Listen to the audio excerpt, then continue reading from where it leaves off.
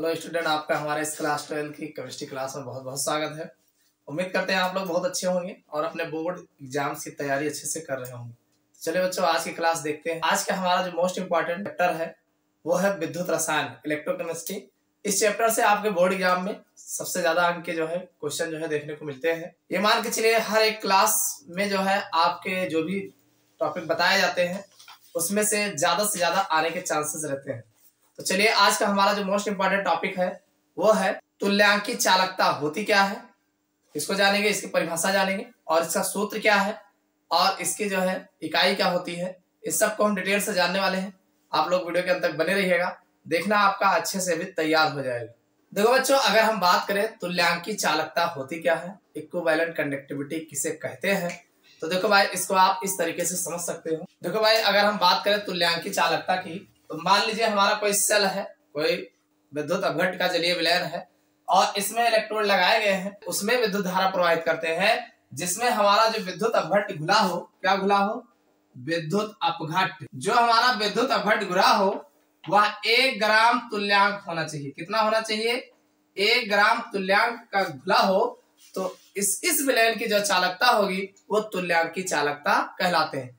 यानी कुछ नहीं करना है कि 1 ग्राम तुल्यांक वाले विद्युत अपघट्ट विलयन की जो चालकता होती है वो जो है तुल्यांकी चालकता कही जाती है। बस इतना आपको ध्यान रखना है कि 1 ग्राम कितना घुला हो, 1 ग्राम तुल्यांक विद्युत अपघट्ट वाले विलयनों की जो चालकता होती है वह जो है तुल्यांकी चालकता कहते हैं। बस यही हमने लिखा है कि 1 ग्राम तुल्यांक विद्युत अपघट्ट वाले विलयन की चालकता, 1 ग्राम तुल्यांक विद्युत अपघट्ट वाले विलयन की चालकता होती है को तुल्यांकी चालकता कहते हैं। ना समझ में आया हो तो इसी को आप अपने हिसाब से दूसरे शब्दों में लिख सकते हो। हमने कहा कि किसी विद्युत अपघट्ट के उस विलयन की चालकता, भाई कोई हमारा विद्युत अपघट्ट का विलयन है तो उस विलयन की चालकता जिसमें 1 ग्राम तुल्यांक विद्युत अपघट्ट घुला हो, यानी ऐसा विलयन, उस विलयन की चालकता जिसमें 1 ग्राम तुल्यांक विद्युत अपघट्ट का जो है घुला हो तो वह उसकी तुल्यांकी चालकता कहलाती है। समझ में आ गया? नहीं समझ में आया? भाई बात हो रही तुल्यांकी चालकता की, तो तुल्यांकी चालकता में भाई कुछ नहीं करना है, 1 ग्राम तुल्यांक क्या घुला हो, विद्युत अपघट्ट घुला हो।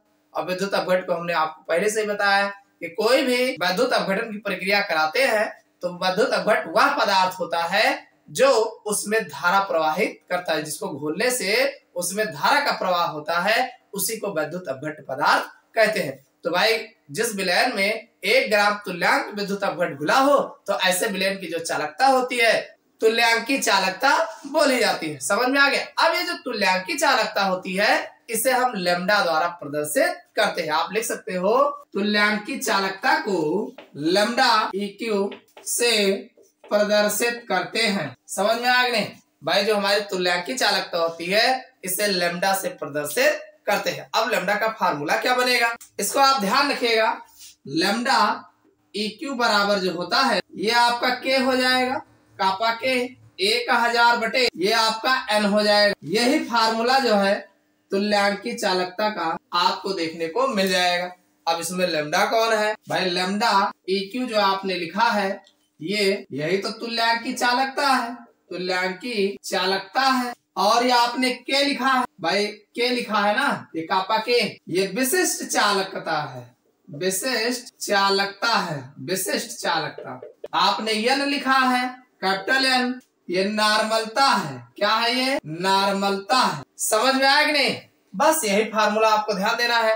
अब ध्यान सुनिए, इसका मात्रक क्या बनेगा, तो आप लिख सकते हैं इसका मात्रक, पहली बात तो आपको याद रखना है ओम इनवर्स होगा और फिर सेमी स्क्वायर और फिर तुल्यांक इनवर्स, तुल्यांक इनवर्स। इसको ऐसे भी लिख सकते हैं, अथवा ओम बनाना आता है ना, कोई जरूरी नहीं, ओम इनवर्स सेमी स्क्वायर रहेगा, तुल्यांक को इक्विवेलेंट लिखा जाता है, एक ये इनवर्स हो जाएगा।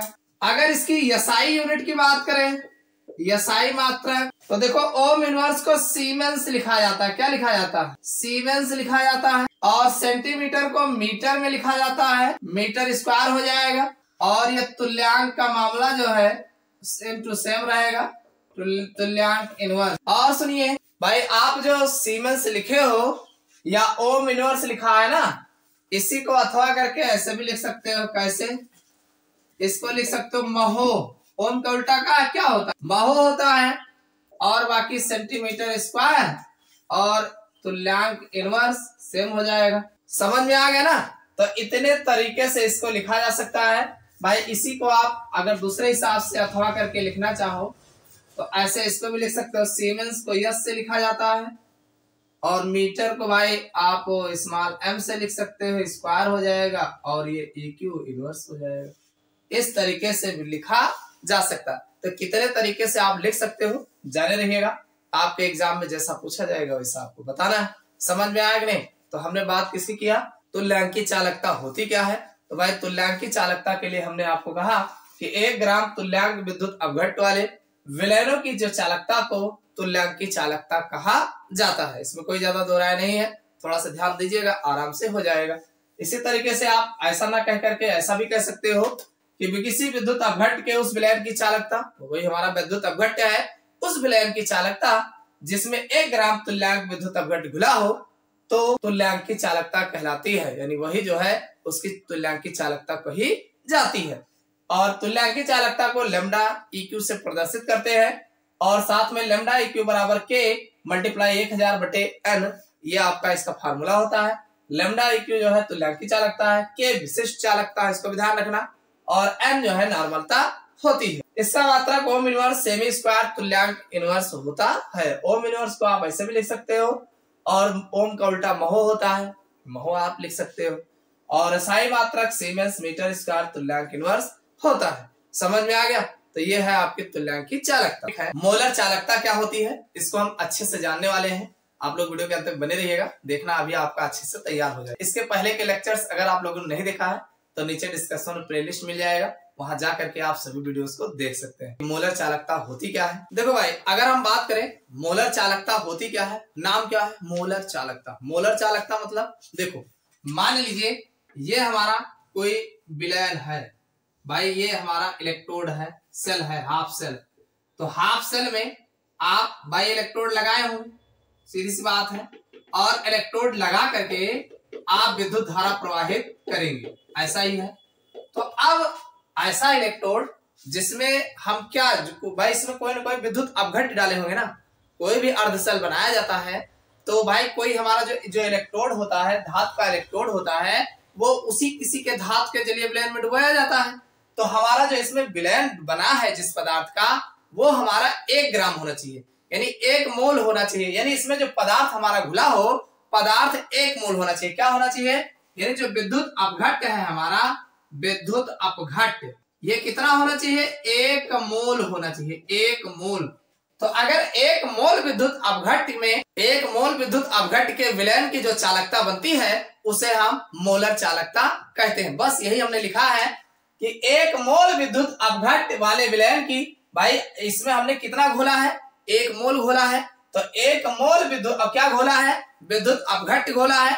तो 1 मोल विद्युत अपघट्ट वाले विलयन की जो चालकता होती है उसे हम मोलर चालकता कहते हैं। याद हो जाएगा ना? मोलर कंडक्टिविटी क्या है भाई? 1 मोल विद्युत अपघट्ट विलयन की जो चालकता होगी उसे हम मोल, भाई मोल में घोले हो ना, कितना मोल घोले हो? 1 मोल से शुरुआत करोगे। तो अगर मान लीजिए हमारा जो सेल है 1 मोल विद्युत अपघट्ट घोल करके विलयन बनाया गया है और उसमें धारा प्रवाहित की जा रही है, तो उसकी जो चालकता होगी उसे मोलर चालकता कहते हैं। समझ में आ गया?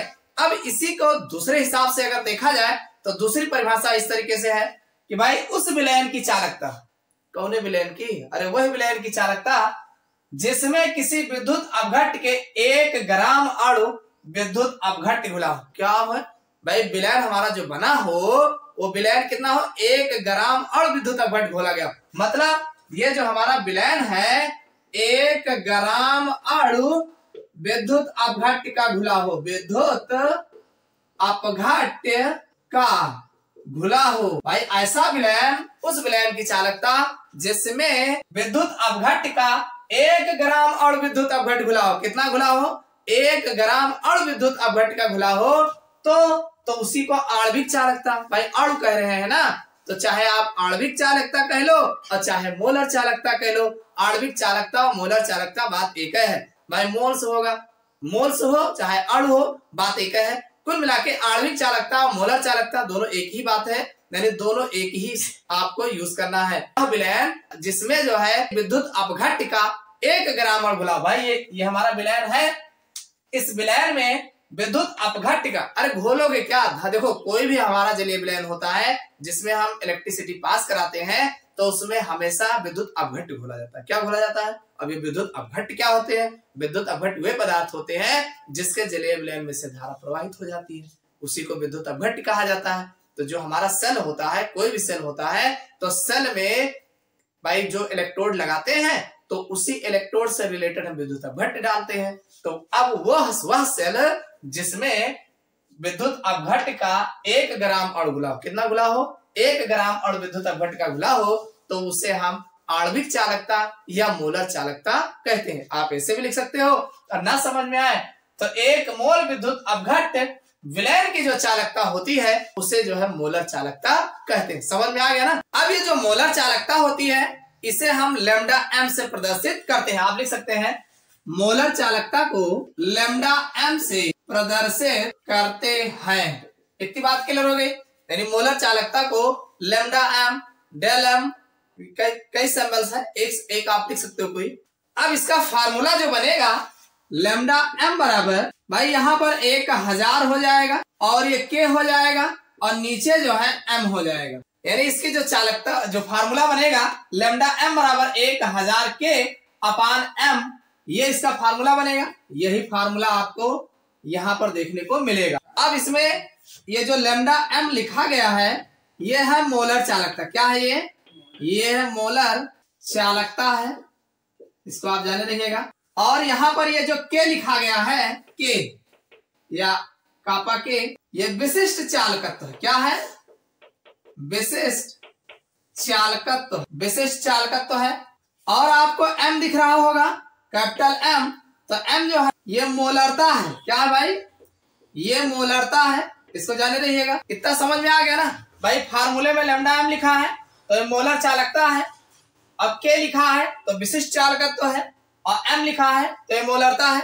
अब इसकी अगर हम इकाई की बात करें भाई, अगर हम इसके मात्रक की बात करें, इसका मात्रक ध्यान रखिएगा, इसका मात्रक जो होगा ohm inverse semi square mole inverse, ohm inverse semi square mole inverse, इसका मात्रक जो है होता है किसका? ये हमारा मोलर चालकता का मात्रक होगा ohm inverse semi square mole inverse. ये भी आपके एग्जाम में खूब पूछा गया है। या ऐसा भी लिख सकते हो भाई, ओम इनवर्स को महो लिख सकते हो, महो लिखना आता है, महो। बाकी तो ये आपका रहेगा ही रहेगा, सेमी स्क्वायर और मोल इनवर्स, ये ऐसे ही रहेगा।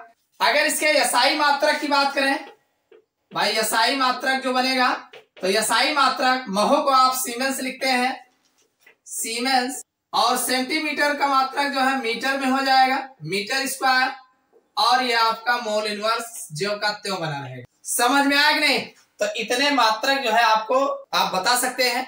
इसमें से कौन एग्जाम में पूछा जाएगा ये तो क्लियर है नहीं, तो इसलिए सबको जाने रहो भाई। Ohm inverse semi square mole inverse, इसी को थोड़ा ठीक करोगे, ओम इनवर्स को महो लिख सकते हो, तो महो सेमी स्क्वायर मोल इनवर्स रहेगा ही रहेगा। इसकी अगर हम एसआई यूनिट देखते हैं तो इस महो को सीमेंस लिखा जाता है और सेंटीमीटर को मीटर स्क्वायर हो जाएगा, और ये जो है मोल इनवर्स अपनी जगह पे रहेगा। तो ये आपकी मोलर चालकता कहलाती है। तो मोलर चालकता क्या है समझ में आ गया होगा ना कि मोलर चालकता किसे कहते हैं। तो ये वीडियो आपको कैसा लगा कमेंट करके जरूर बताइएगा। चैनल पर नए हो सब्सक्राइब कर लेना और अपने यार दोस्तों के साथ शेयर करिएगा। वीडियो को लाइक नहीं किया लाइक कर दीजिएगा। फिर मिलते हैं अगले लेक्चर्स में किसी अगले टॉपिक के साथ।